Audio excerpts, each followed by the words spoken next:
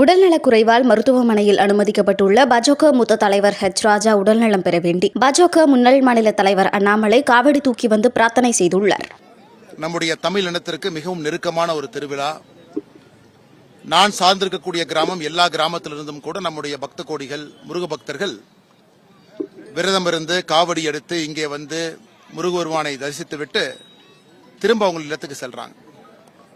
இது குன்று இருக்கும் கூடிய இடத்தில் எல்லாம் குமரன் இருப்பான் என்கின்ற கூத்துக்கு ஏற்ப நம்ம பகுதியில் சிவன்மலையாக இருக்கட்டும், பழனியாக இருக்கட்டும், எல்லா இடத்திலும் கூட நம்முடைய சொந்தங்கள் சென்று கொண்டிருக்கின்றார்கள். மிகுந்த மகிழ்ச்சி.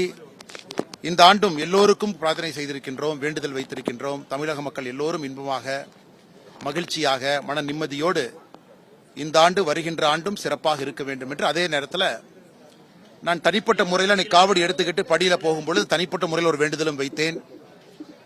ஐயா ஹெச் ராஜா அவர்களுடைய உடல்நலம் முழுமையாக தேறி வர வேண்டும் என்கின்ற ஒரு வேண்டுதலோடு இன்று படியேறி இருக்கின்றோம்.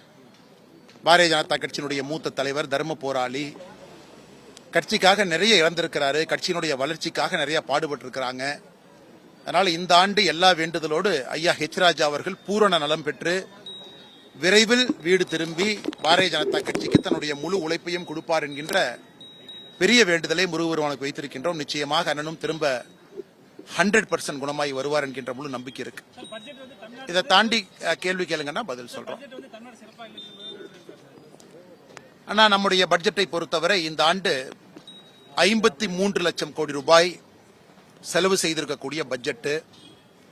அதில் மிக முக்கியமாக உள்கட்டமைப்புக்கு மட்டுமே சுமார் 12 லட்சம் கோடி ரூபாய் இந்த பட்ஜெட்ல நம்முடைய நிதி அமைச்சர் அவர்கள் இந்தியா முழுவதும் ஒதுக்கி இருக்கிறாங்க.